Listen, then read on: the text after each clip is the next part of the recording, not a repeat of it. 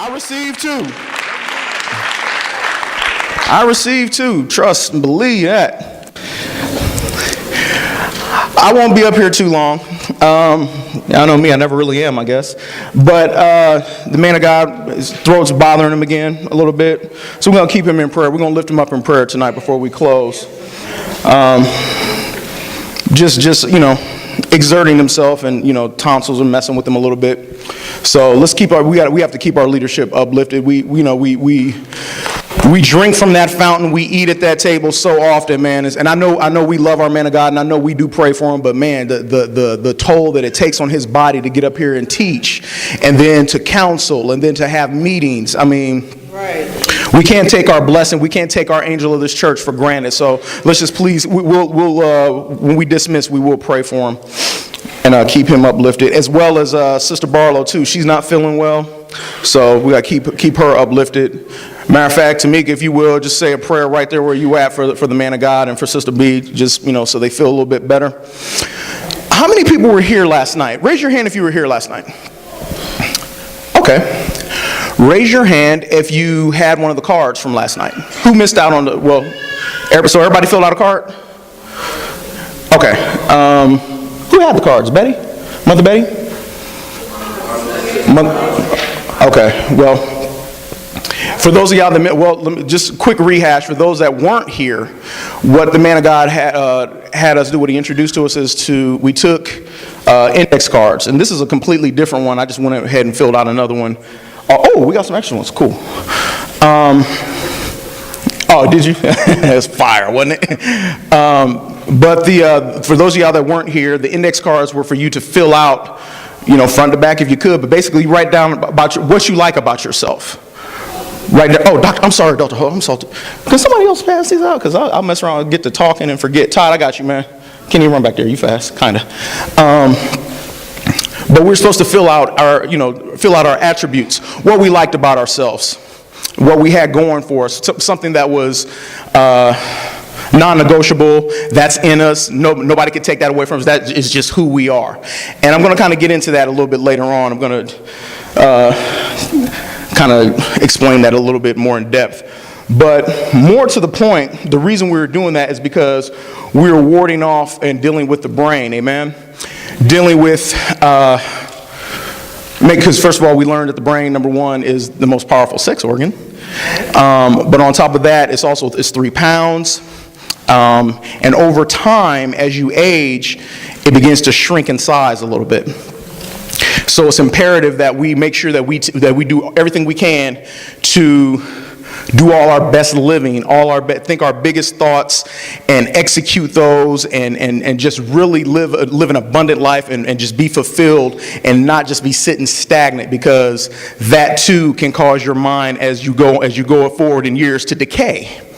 And I'll kind of touch on that, but more specifically, the man of God asked me to deal with, in kind of in conjunction with what he dealt with yesterday, mental illness. And we were kind of headed that way yesterday a little bit, because it is imperative that we all have, as saints of God, we all have to have a healthy brain, a healthy mind. Like, your mind has to be clear. You should wake up in the morning with praise, thanksgiving, and you should wake up optimistic and hopeful and just excited about whatever opportunities and whatever's going on in your day. And if you're not, or if you feel like you're starting to feel stagnant, we're going to kind of address that a little bit today, because we've all been there, amen. We've all had those moments where we felt stagnant, and we've all had those moments where we felt like the blessing train was stopping and everybody else has stopped but us. But it's imperative that we're going to deal with that, because mental illness is something that's real, and believe it or not, it's attacking saints, and it's attacking the kingdom of God. It attacks churches every day. Right. There's a lot of people that are walking around with some form of mental illness, and they don't even recognize it, Mom. They don't even know that it is a mental illness. They've just been walking around with it, and they just kind of feel like, well, that's just the way I am. That's just the way things go. That's just the way things have been. And I would say that it's their way of processing their information and processing what's happened to them. But to be kind of honest with you, they're not processing the information. They're not processing things that happen. We're going to kind of get into that. When we talk about mental illness, and I'm so glad Dr. Gunn is here, but when we talk about, not saying that you have mental illness, but I'm just glad that you, that segue didn't sound right. I don't want you to think that I'm saying that you're mentally ill, but, well, anyway. No. So you can kind of clear up something if I stumble past the fact or whatever the case may be. But with mental illness, you guys know that there are various types. There are a few different types of mental illness. There's not just one. I know that sounds simple and sounds plain, but there really is more than one type of mental illness. Some of the most common ones are ones that we've heard of before. Major depression,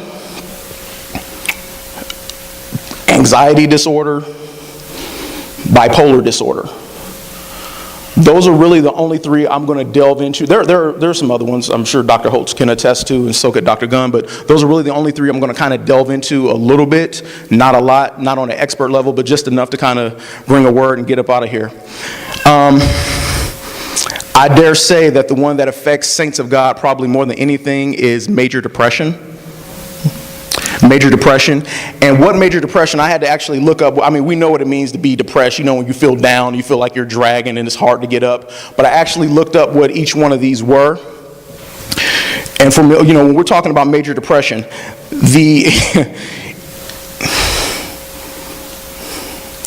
before I even say that, what the man of God said yesterday, one of the key things, he said so much. I mean, yesterday was fire. If you weren't here, listen to the podcast. And if you were here, you know for yourself. But one of the things that he said that was so sharp was, the morning is medicinal to your spirit and to your mind. The morning is medicinal. There's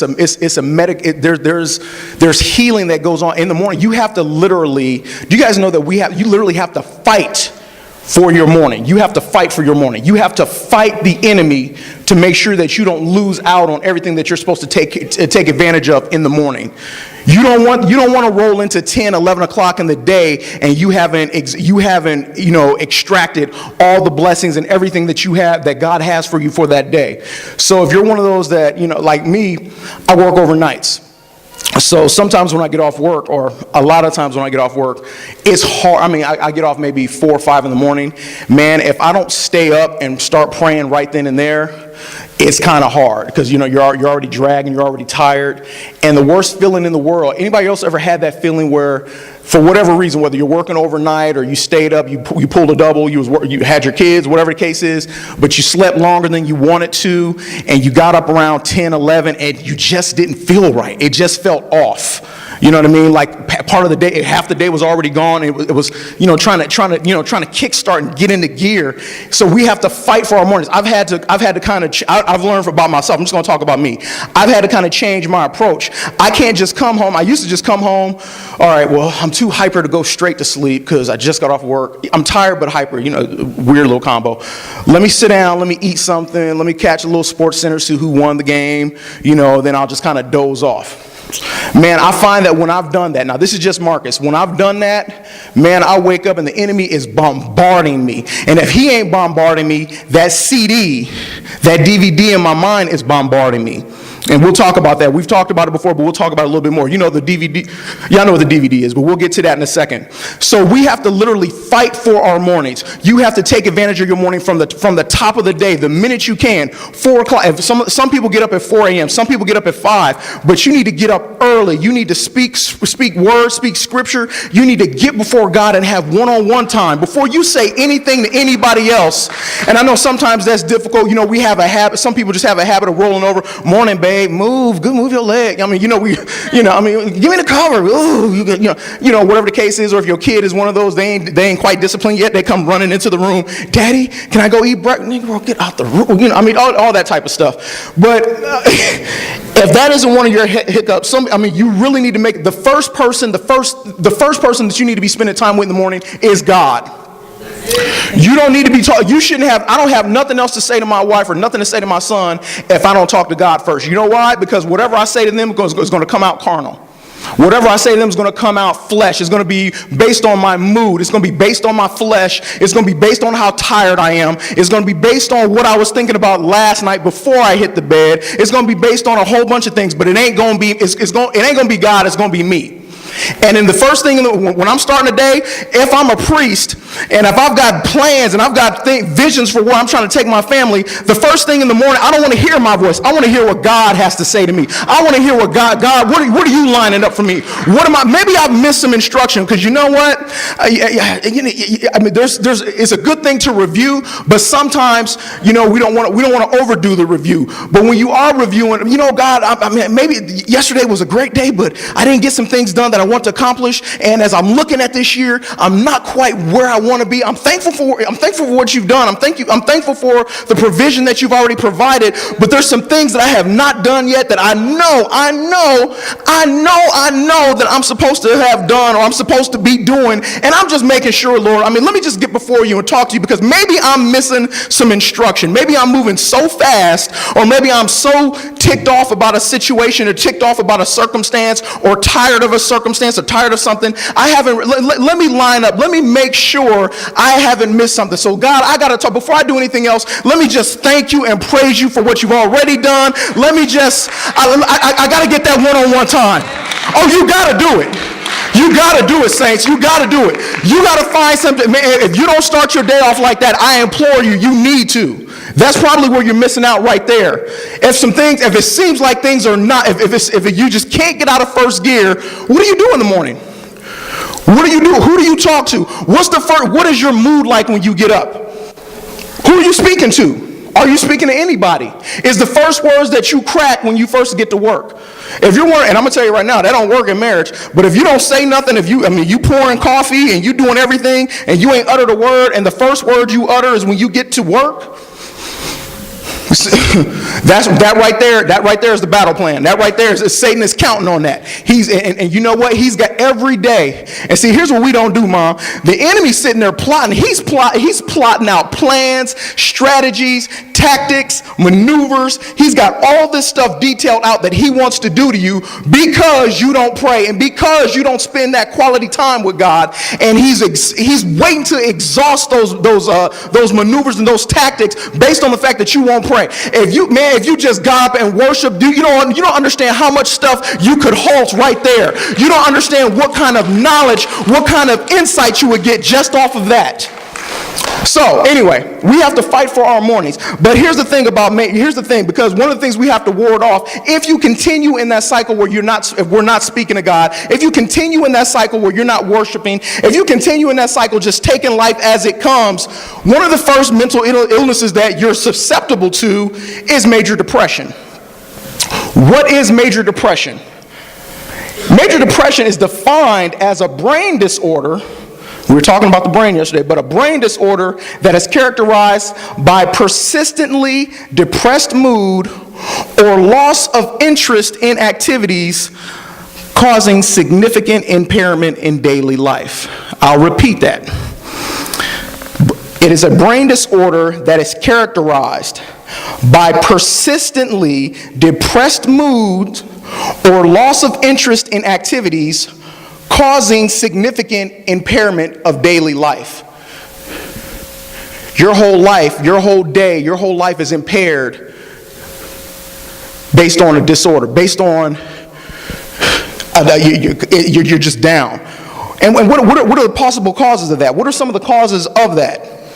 Well, it could be a combination of things: biological, psychological, social sources, who you're around, who you talk to. But the point is, you're constantly down. You're constantly down. And you think it's just, you don't really understand that it's depression creeping up on you. You just think you're tired. Or that's how you've learned to categorize it. I'm just tired. I'm just tired. You drag in, and that's how the enemy gets us. That's how saints get caught up. We drag in, and you have not seen any progression, whether spiritually, mentally, financially, whatever the case is, and you categorize it as, well, I'm just tired. I just gotta. Somebody see you. Somebody, what's up? I'm just trying to. You know how that is. When you see somebody, what's up? Hey, what's up? How you doing? Whew. Girl, you do some kind of, it's always, I'm tired. Whatever the case may be. And you don't even realize, and you've done that so long. And so then what happens is when somebody progressive comes up, when somebody progressive in the house of God, you start seeing that, and you'll say, okay. You're not jealous, you're not mad, but then after a while, that saint got blessed, and then this saint got blessed, and that saint got blessed, and you're still talking about, I'm tired. You're still saying, I'm tired. You're still saying, and then you start getting frustrated. Well, you know why? Because you're letting that disorder that we're talking about, now you're letting that DVD start to play of everything that you did wrong. Saints of God, let me show you something. I know you're probably writing something down. Here's what you can't do. You cannot chart all your mistakes and all your failures like this. You can't chart everything that you've done wrong, all the mistakes, everything you've done. You can't chart it. You can't have a ticker where you're counting off everything that's went wrong in your life. You can't just, you know what I'm talking about? You're just sitting there numbering things. Well, this didn't go wrong. I ain't got enough money. This didn't happen. Oh, my child's acting up this. All right, that's 5. And then you can't number stuff off. When you start charting your issues, when you start charting what's going wrong, you have taken your eyes off of God, and you are now looking at your situation. And that is where the enemy wants you. He wants you looking at your situation, because now that you're looking at your situation and you have made your flesh and whatever you're going through a god, now he can do you. Now all sorts of mood swings can set in. Right. It's real. Now all sorts of mood swings can set in. It ain't just depression. Now bipolar disorder can set in. Now anxiety. What's anxiety? Anxiety disorder. It's a mental health disorder characterized by feelings of worry, anxiety, or fear that's strong enough to interfere with one's daily activities. Ooh, am I going to get this bill paid on time? Ooh, I sure hope I can get my baby picked up from daycare. Ooh, I can't. Ooh, if I don't get this bill paid, they already got an extension and this and that bridged over. They gonna mess around and cut our cable. They gonna mess around and cut the. It's a constant, perpetual thing where you're always worried that something is gonna go wrong, and you just ticking off. Does anybody know what I'm talking about when I'm saying it? Just ticking off things that ain't going right, ticking them off. But at all the while, you're ticking off things that ain't going right, but you ain't counting blessings. All right, come on. You ain't counting blessings. You ain't counting, today was a good day. You know what? Beauty's breathing. Akai's breathing. Avi's breathing. You know what? I'm healthy. I'm working out. I'm starting to look good. My husband is complimenting me. You know what? Me and my husband. You're not counting those. You can't. Saints of God, we do that, man. We have a chart for everything you did wrong. When are you going to release that stuff? When are you going to release that? When are you going to release what happened to you? When are you going to release the things that went wrong? You can't keep charting it. You're charting that, and that alone is a disorder. Because you are perpetually used to something going wrong. So your mind is not even conditioned to look for something good. Your mind is conditioned to look for a failure or a fault or a defect or something. Where's the pitfall? If somebody tells you about a house, hey, Simone, I'll give you a perfect example. I'm not even going to use the house. Simone was telling me about, because I've got my business that I'm doing. Simone's got her business that she's doing, and we're both working with kids, but kind of in conjunction. She's working with girls. I'm working with boys. I guess I work with whoever comes, but mostly I've been working with young men because that's what I was. I try to, that's how I try to foster it with. So Simona tells me about an idea. Hey, bro, let's talk to this person, that person, and see what they say. And then, we can just team that thing up. Okay, yeah, cool. On the surface, I'm saying, oh, yeah, cool. But you know what? History has taught me, or my mistakes, me charting what has went wrong since 2009, since 2010, has taught me that the bottom might fall out on something. So even though what she's saying is a great move of faith, and if I started my morning off right, talking to God and in prayer, I could have been in conjunction and linked up with what she was saying, the thought in the back of my head is, yeah, I want to do that, I'm going to do that, but I wonder if they're going to say no. Right. Come on. It's good. I wonder if they're going to say no. I'll do it. I'm not worried about doing it. Anybody that knows me, I'll talk to anybody. I'll talk to a plant. I'm very confident in a room. But history has taught me, or I shouldn't say history, me, my flesh, my disorder, me charting stuff has taught me that the bottom's going to fall out somewhere, Star. And because I'm looking for the bottom to fall out, God can't really bless the way he wants to, because I think Brian said it best. Your problem is you really don't believe what you're praying for. We're looking for stuff, but then when we have to be very, very careful about that. We have to be cognizant of how it's all about how you process information. Right. Let's turn to I'm jumping around a little bit, but turn to Romans 12. We can't chart. Essence, it really don't matter what happened last year no more, because you're a different person. You're a different woman of God. You're a different person. The progress, if you're going to chart anything, chart the progress. Look at how far you've come. You don't look the same. You don't talk the same. You don't worship the same. You're not as man. Chart the progress. Chart the progress. Mom, read Romans 12. We're going to read verse 1 and 2. I beseech you, therefore, brethren, by the mercies of God, that ye present your bodies a living sacrifice, holy, acceptable unto God, which is your reasonable service. Right, it's only reasonable. Keep going. And be not conformed to this world, but be ye transformed by the renewing of your mind. Renewing of your mind. Your mind has to get renewed. Your mind has to be renewed. Your mind has to be renewed, and your spirit has to be renewed. You have to remind yourself of who God is in your life. Oh, I thought you were going to teach. You got to be reminded of who God is in your life. You have to remind yourself, and you have to go into worship. I'm not going to sit. That's why Holy Ghost explosion is so needed, and so, man, I can't wait for Sunday, because I want my mind renewed. I want to shake off all that dust, all that dross of anything negative. I want to be able to move forward when God says move. And I don't know about you. Any of y'all have been talking to God? Have you noticed when you do talk to God, God hits you with something? He hits you with like an astronomical move of faith. And it's like so simple when he says it. Hey, go do this. You're like, like whatever he's asked, whatever he's telling you is such a big, it seems so, it comes so easy, and it just seems far out of left field. Your mind has to be renewed to process that, or you'll sit on it. Your mind has to be renewed to process that. God will tell you, go for that house. You know that house is cleared out because it's for you. Right. Go for that, baby. It's for you. Your mind has to be renewed to receive that. Otherwise, I don't know. Right. And then you know what happens? You do that enough times, and you start watching people who are used to talking to God in the morning, who have fought for their morning, who have walked the floor at 4 or 5 in the morning, who are worshiping God, who are in their word, and so they're used to having there's a relationship between them and God tells them to move, and they move. And you'll watch them. You'll watch that person, start to ascend, and then that's when the depression or whatever other disorder wants to start hitting you. Your mind has to be renewed. Keep reading, Mom. Finish that second verse.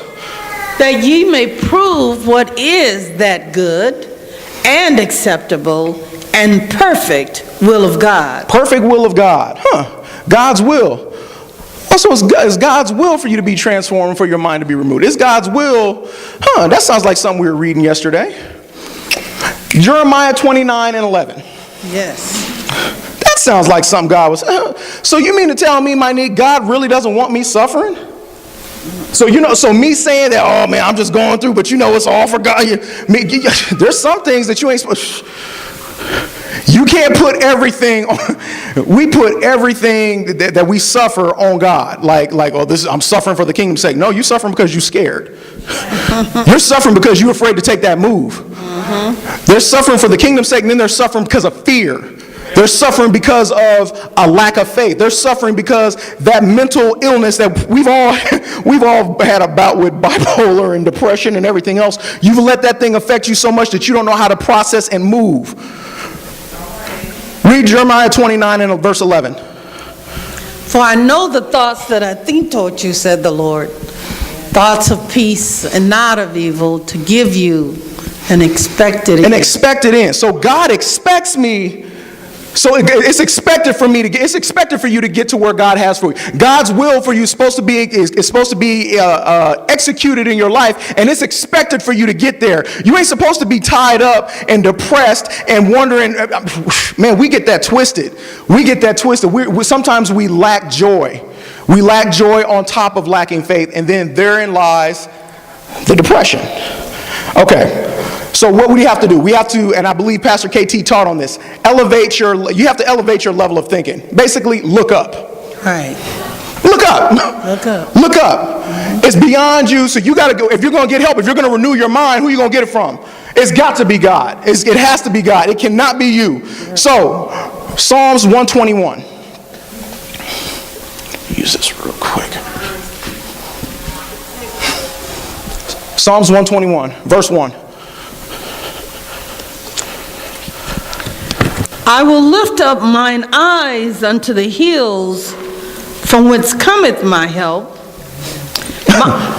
Go ahead. My help cometh from the Lord. My help coming from the Lord. I got to lift up my eyes. I have to talk to God. I need you. This thing that I don't understand, this thing that I don't know how to process, I have to bring it to you. I've got to be honest with you. See, some stuff that we hold on to, we're not being honest. Everybody filled out their card, right? Right. Okay, let me give you an example. So we all filled out our card. We all did our card. This is who we are, right? Right. All right. So there's nothing that can separate. So everything that's on this card is who I am. That's me. This can't be pulled out of me. This is a part of me. Okay. So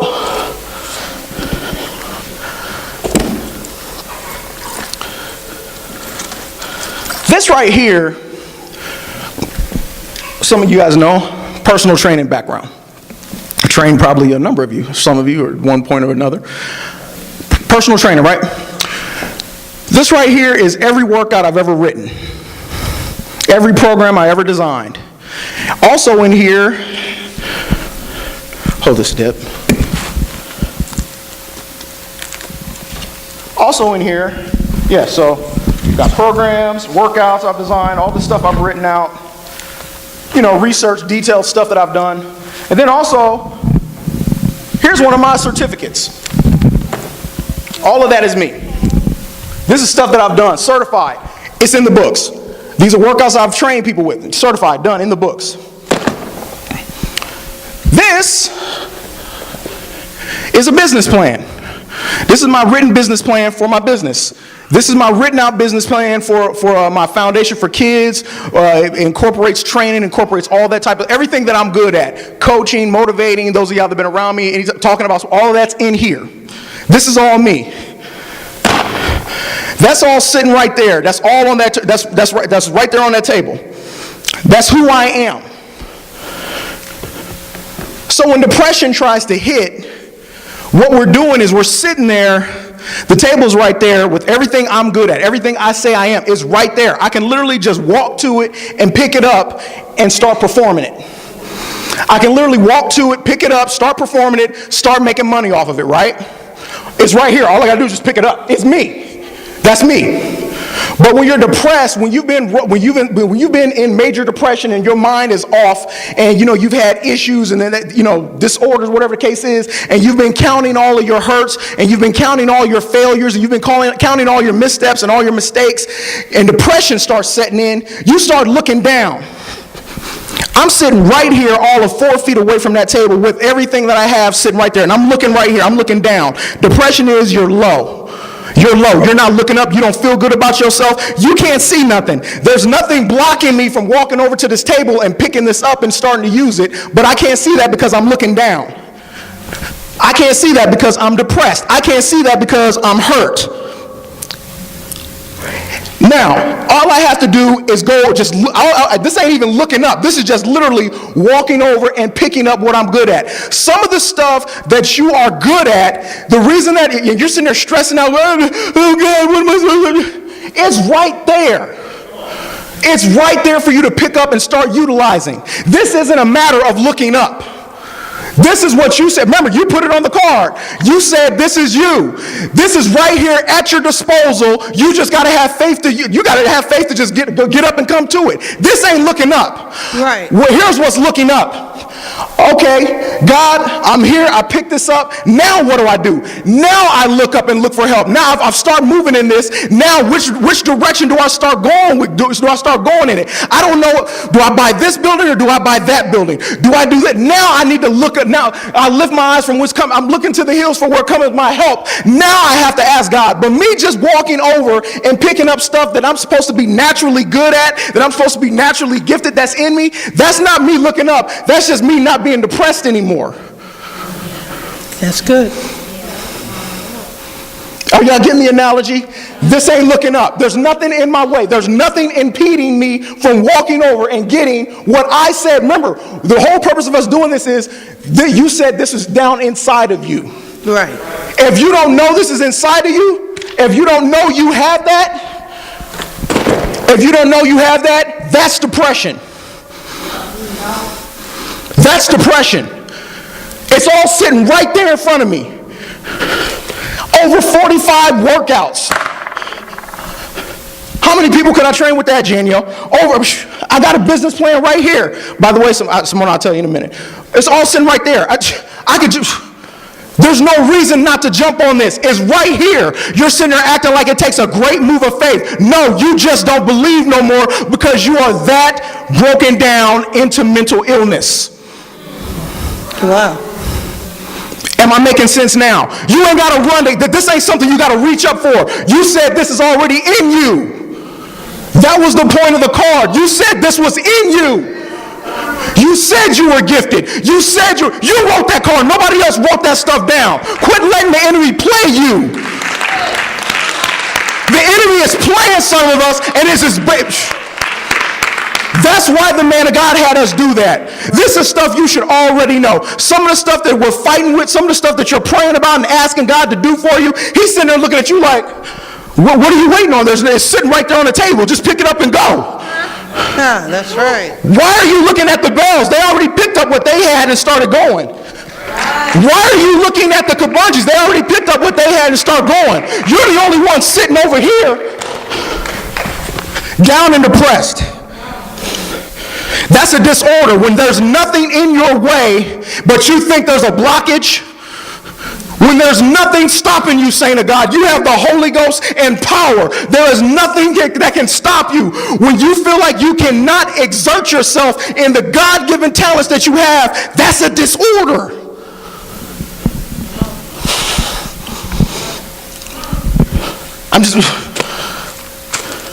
All right. You look up after you've already picked this up.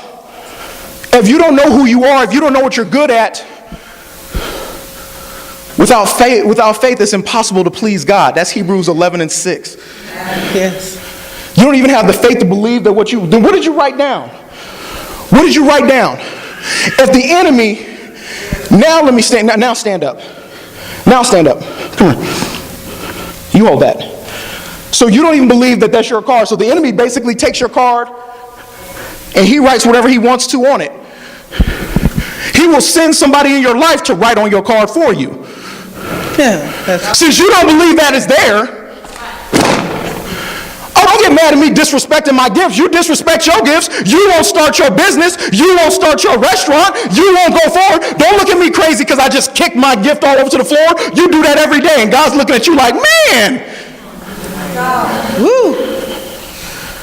You got gifting sitting right there. So since you won't write, the enemy starts writing. Help, come on. Just take, because notice it's a black marker Which means you can't see through it when she starts scribbling. Just start scribbling out all these giftings I said I had. Everything is still. Now notice, even though she starts scribbling on the card, everything I wrote is still there. But I can't see it. Start scribbling all of that out. Scribble all of that out. Scribble it, everything. Scribble it out. Make it really, really hard for me to discern what it is. Since you won't move, you've given the enemy, because remember, the enemy don't have power over us. He don't have power over us. You have given over your power because of a disorder, because of how you process hurts, because of how you process what has gone wrong in your life, because of how you process, because of the lack of relationship, the lack of prayer that you have with God. Ooh, that's good. So that thing is blacked out. When she's blacking that thing out, man, and I did a lot of writing on there too, man. I had a whole bunch of stuff on both sides. Don't forget the other side. Make it to where I can't see it. I can't see it at all. So now, all that's left to happen, there was nothing blocking me, but since I didn't move, and since I doubted and did not believe God, did not believe the true and living God who has gifted me, who has blessed me with all these gifts, with all this since I did not believe him, and I've made an opening for the enemy to start writing stuff and black my mind out, since he's already gone that far, there's only a few other places, there's only one thing left to do. He's already stolen the card. Right. Go ahead and turn to John 10. He's already stolen the card. He's killing my dreams right now because he's blacking it out to where I can't even see it. What is suicide? When a mind is blacked out, when a mind is dark. Depression has set in so far. You've let those mental disorders, you've let how you process stuff, interfere with what God has for you to the point where you feel like there's nothing else for you to do but just take it. You just take life as it comes. You just take whatever. You take that penny ante job. You take that itty bitty promotion. You take disrespect from your family. You take disrespect from your kids. You take disrespect from coworkers. You take disrespect from loved ones. You take whatever happens. You take being evicted out of this house. You take losing that. You just take. Now to say you take weight gain. You take weight gain. You take no longer feeling good about how you look and what God gave you. You take, you know. And so now, since my card is completely blacked out, there ain't nothing else to do. Who has their card? Just, okay, I'm talking about just, you have that card that, you don't have to, it doesn't matter if you wrote anything on it. Now there's nothing else to do but for me to look at you while you write something else on your card. Just start, go ahead, Dr. Holt, just start writing something on your card. There ain't nothing else for me to do but just look at you writing on your card and sit there longing. I wish I could write like Dr. Holt's writing on his card. I wish I could write like Monique. Monique got a whole bunch of stuff. Hold on, why Monique got that many things? I know God ain't gave her that much stuff. God gave me more stuff than that. Hold on, man. Watch out, Dr. Holt. Let me look over here. I know Monique ain't got that many gifts. She ain't got that many blessings. Whatever. She got 2 rows. She need to be in that as 1 row. She really got maybe 4.5 things on there. Then you get to meddling with people. In your mind, you may not do it outwardly, but then but even the funkiness, oh my God, you can't even, you don't rejoice when a blessing comes. Dante and them get a blessing with their child. Dante and them get a blessing with their house or something of that nature, and you try to rejoice, you want to rejoice, but that blockage, you want to rejoice, you want to be happy, but that blockage, that I can't get past the fact that it ain't happening for me right now. No, I don't. You may not necessarily outwardly hate Dante or Brandy, but that blockage, I'm just sitting there, Pretty soon, now the enemy's just going to he's just going to talk to you. He's just going to talk to you. Mm-hmm. He only got 3 things that he do. What does he do? Read John 10. Then said Jesus unto them again, Verily, verily, I say unto you, I am the door of the sheep. Oh, I'm sorry. I'm tripping. 10 and 10. John 10 and 10. Okay. The thief cometh not, but for to steal and to kill and to destroy. Steal, kill, and destroy. My dream is gone, or at least so I think.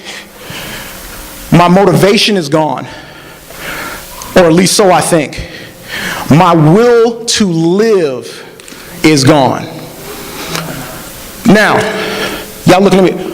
No, your will to live. Do you understand that your will to live the abundant life, once that leaves you, your will to live the natural life is not far behind?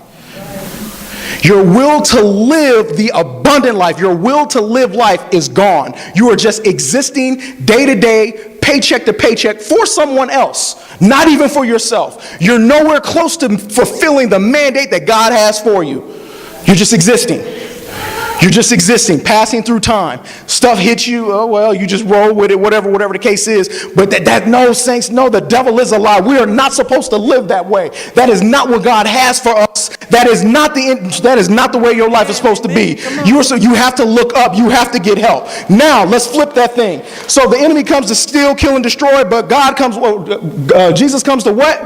I am come that they might have life, and that they might have it more abundantly. You're supposed to look up for God, so you're supposed to look up to Jesus. You're supposed to be filled with the Holy Ghost so you can live the abundant life. Because if you get blacked out too far, anybody hear what happened to Aaron or Hernandez this morning? Now listen, let me explain something to you. Now you want to go ahead and stack that stuff back on the table. Now if you want to talk about somebody that was gifted, you want to talk about somebody that had everything in the world sitting at their table. This kid, as messed up as I think his dad died when he was really young, but for him to go to the University of Florida, which during our time coming up, University of Florida was like they still are. They're a prestigious school. They haven't been as dominant, but they were the creme de la creme when it came to college football. For him to come from University of Florida, win a national championship with Tebow, go to the Patriots, be a part of that successful organization, not disciplined, mess up, go to, what happened with the semi-pro, he kills that semi-pro player, Olden Lloyd. He's in prison serving a life sentence. And then to have to sit there, you're already serving life. To have to sit there while you're being tried for a double murder, even though he gets acquitted for it, what difference does that make because you're already serving life?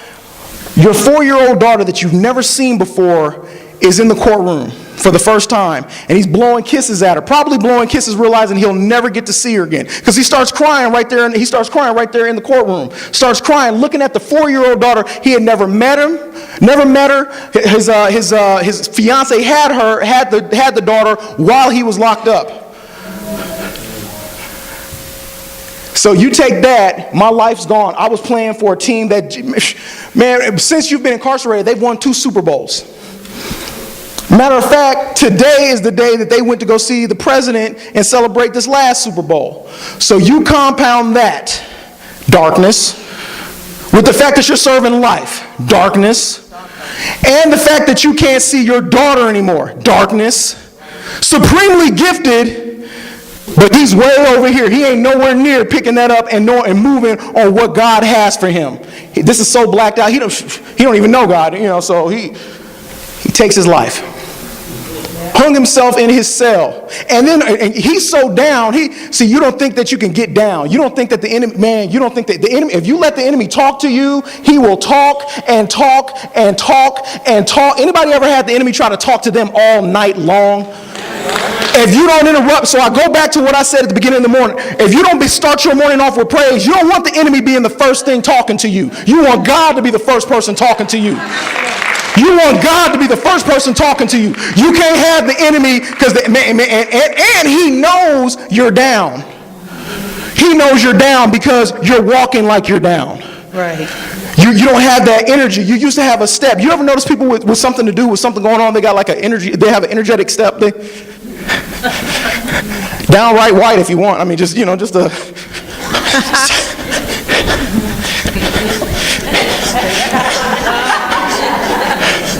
They got things to do. They don't care how goofy they look. They don't care their butts all tight. They don't care about nothing. They got things to do. They got a life to live. You used to be like that. That used to be you, boy. Woo-hoo, man. When you got a hold, you can sit back down, I'm sorry. When you got a hold of God, you used to be like that. You was, Man, I'm so excited with what God has for me. I'm so excited to fulfill my purpose. Oh my God, oh God, I mean, you can see it in the way you came into the church. Hey y'all, hey. Well, you would be hustling down to your seat trying to, let me hurry up and get in my seat before Bishop start. I don't want to miss anything. I don't want to miss a morsel of word. Let me hurry up and get into that seat. Remember that? You just, some of y'all are like, I still feel that way. What you talking about? Good, amen. Good. But for the real people that have had that, you go from that and you have enough things hit you, you look at your situation enough, boy, you be...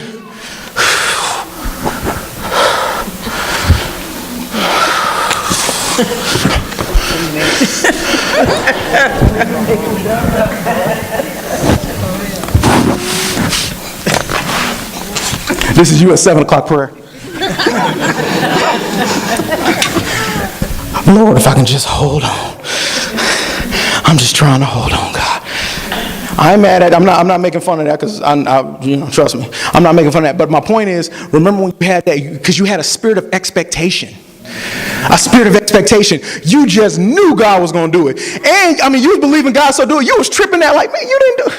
God didn't deliver my blood that minute. It didn't happen. That's all right. Well, tomorrow morning then, because, you were tripping when it didn't happen, right? Tripping. Like tripping hard. Like, I can't believe it. How you going to take your time? I just knew you was going to deliver today. All right, well, I guess tomorrow's another day. All right, well, tomorrow it is.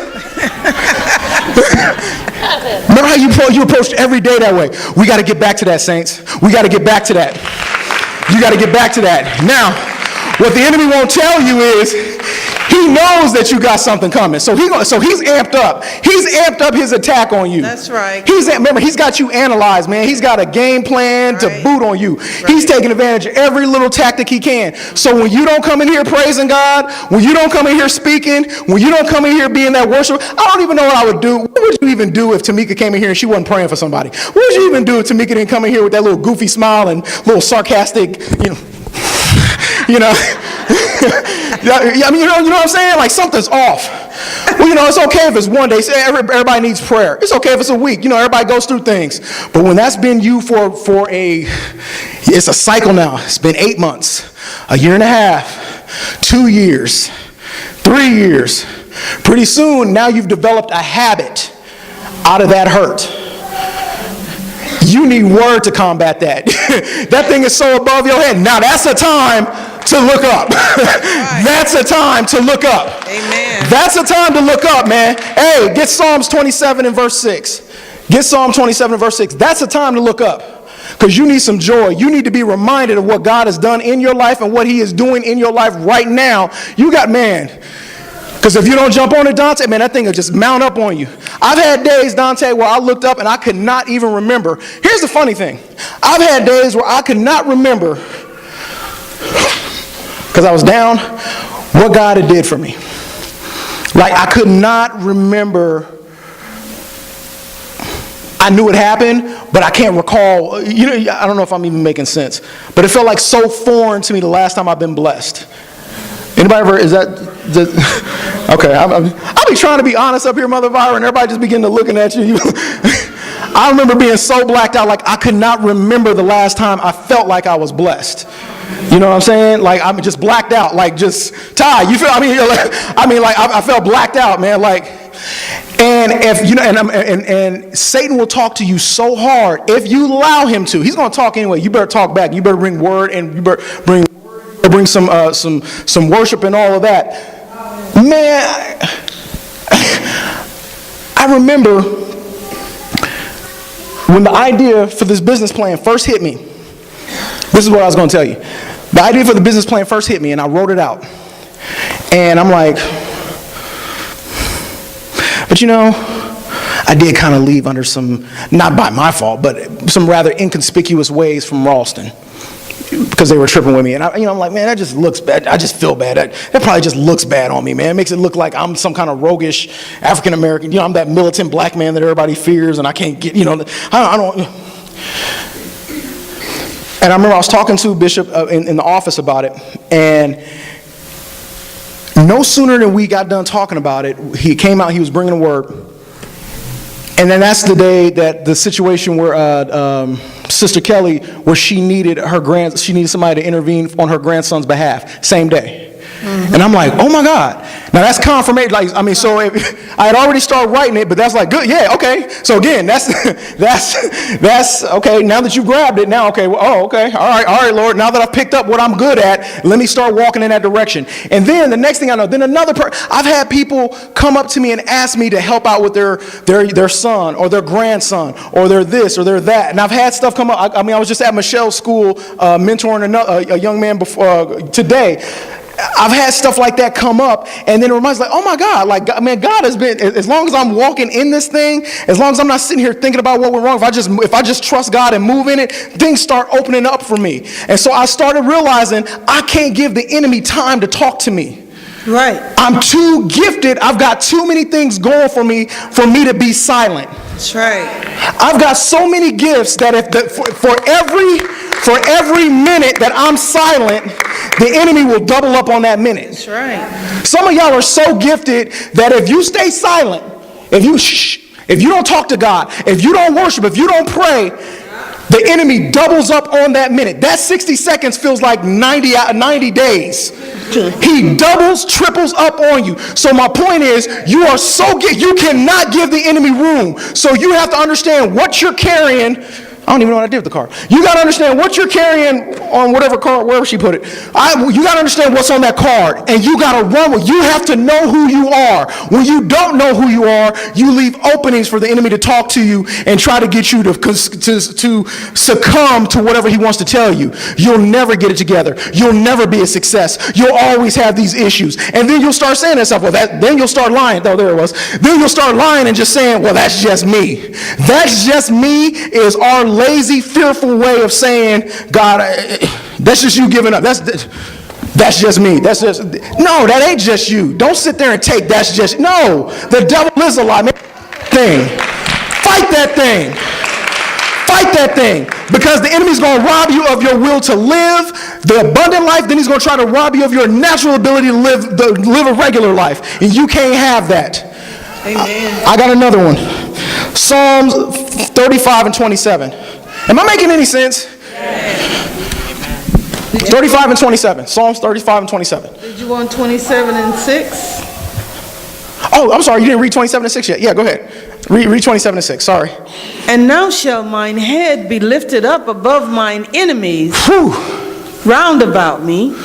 Therefore will I offer in his tabernacle sacrifices of joy.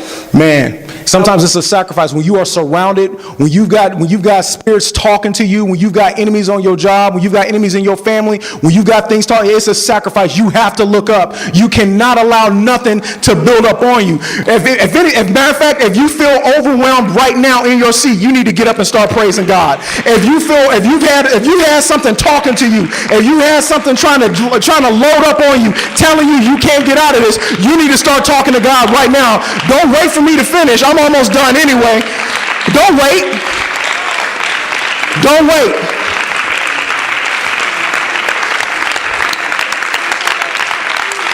You've been sitting on those giftings too long, and you've been wallowing in that hurt too long. You've been wallowing in that hurt a little too long. Satan's telling you that you can't get over it. Telling you that you don't know how to process it. You got to bring that thing before God. Remember, 1 Peter 5 tells you to cast all your cares on him.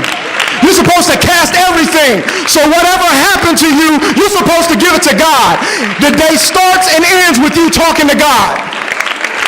See, really what's happening is you're at a point where your relationship with God has to be strengthened. You're elevating, so you can't stay in the same place, woman.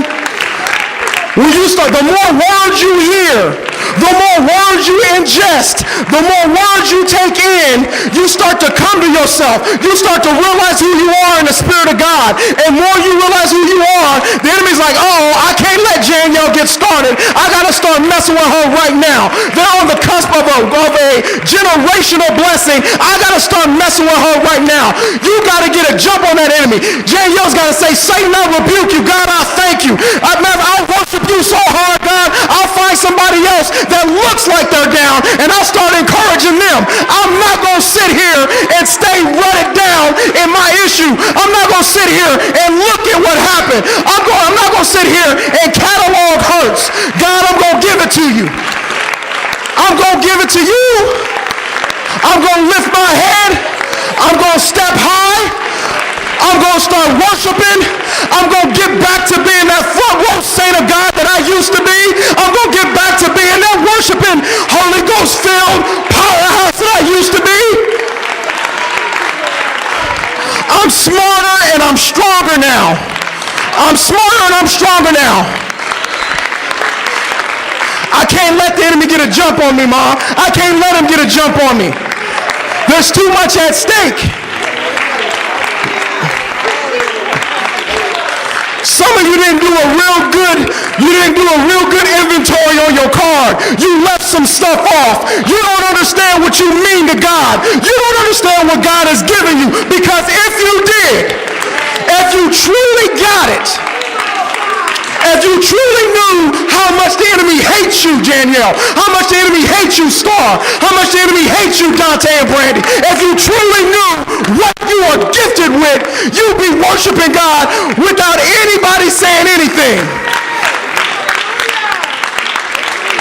You'd be fortifying yourself in the spirit realm so hard. You'd be shaking off that ring rust, as they say in boxing. You'd be getting off that ring rust from your worship. You know, sometimes you ain't praised God like you used to. It's been a minute. It's been a minute since you got loose in the spirit. It's been a minute since you just shook stuff off and said, Satan, I rebuke you. God, I thank you. I worship you. It's been a minute since I screamed hallelujah. It's been a minute. It's been a minute. I start being careful with my praise. I start being careful with what I say. I start being careful with who's looking at me or who's watching me, who knows I'm down on the altar crying out, the devil is a lie, baby. Go ahead and get yours. You ain't got nothing but saints of God in here that love you, that are fighting with you. We all got the same thing. You better load up and knock that enemy off of you.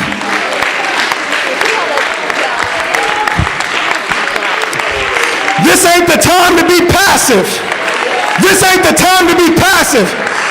This ain't the time to be passive, Keith. This is not the time to be passive. You got too many devils looking at you. You got a devil right now just hoping I will hurry up and shut up and put the microphone down so you don't get an inclination. You don't get a revelation of who you are in Christ Jesus. You don't get a revelation of your mandate. You don't find out what God's will is in your life.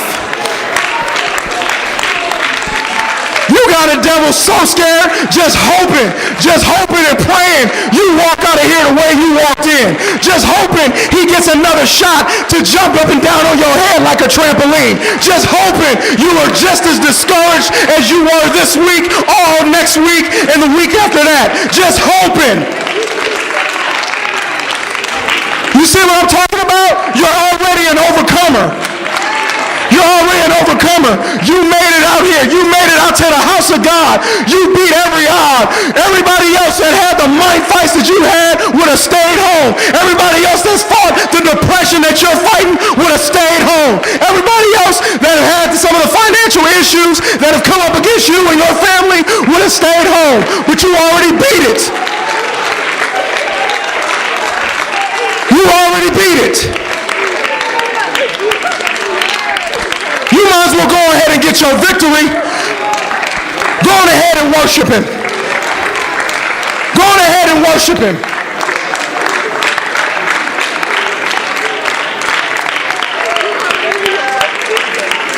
Go on ahead and worship. Oh God, I want to feel you like I used to.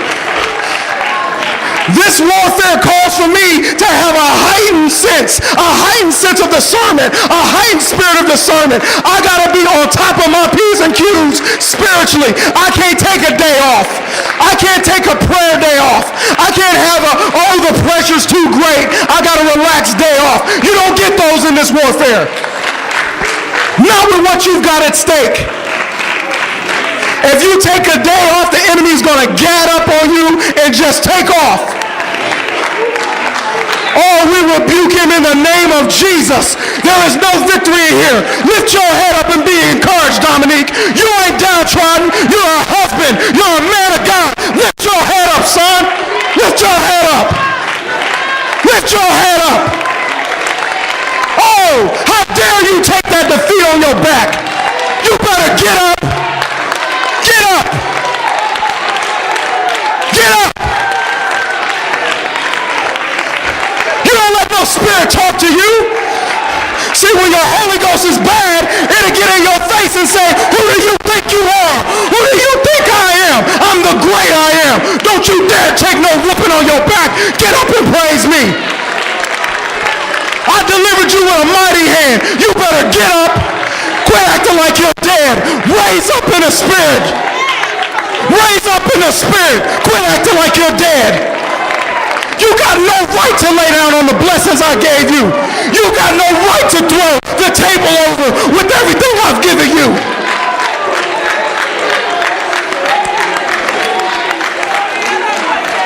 You got no right. You've got no right. How dare you throw in the spiritual towel? How dare you quit? How dare you quit on life? How dare you let one single talent, one single gift I've given you decay and rot in misery? You better lift up your head.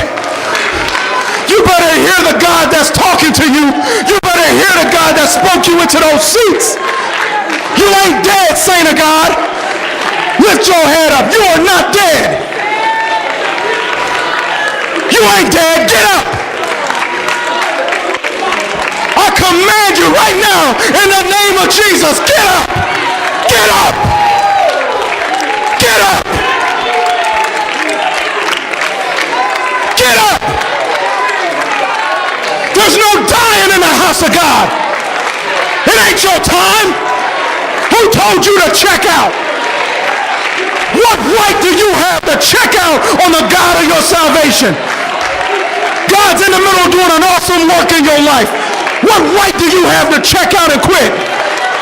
Oh, because you want to catalog hurts? You want to catalog and categorize your hurts? Bring them to me. Bring them to me. God said, bring them to me right now.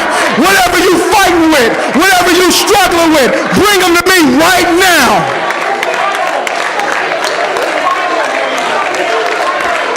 You ain't gonna lay down and die. Whatever you fighting with, bring it to me right now. It ain't yours to handle. It's mine, said the Lord.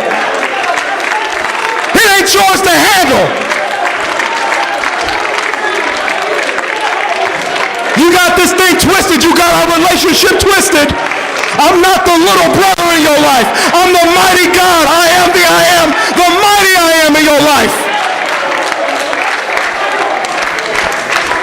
You got this relationship twisted.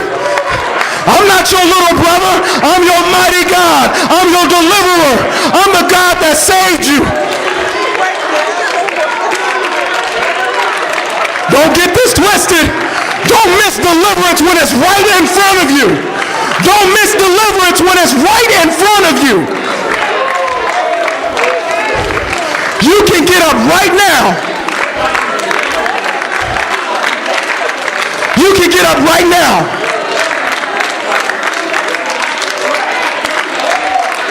You can get up right now. There's no need to be discouraged. There's joy over here. The blessing of the Lord, it maketh rich, and he addeth no sorrow with it. You ain't got to be sorrowful over here. Give it to me. Oh, look at you, trying to hold that hurt. You better let it go.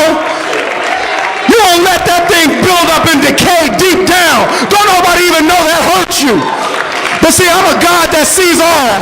I sit high and look low. I'm a God that sees everything. You've been sitting on that hurt thinking ain't nobody it's gonna stay masked. Ain't nobody gonna notice it. Ain't nobody gonna see it. God says, I see it. Bring it to me.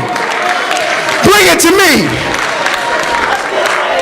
You sitting there all bottled up and feeling constrained.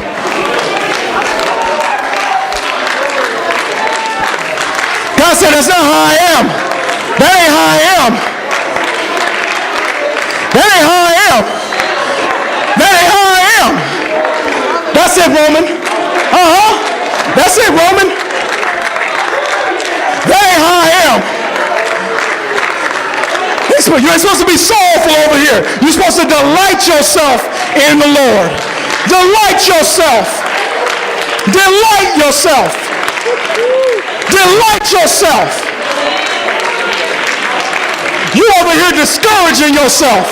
You're supposed to delight yourself. You all messed around and got Psalms 37 and 4 flipped. See how the enemy talks to you? See how the enemy talks to you? The enemy will make you twist the word of God. He's a thief. He's a liar. He will take your joy if you let him. He will take your joy if you let him. Don't let him. Don't let him. Don't let him. Know who you are. Know who you are. Know who you are. Know who you are in me. Pastor KT, come pray.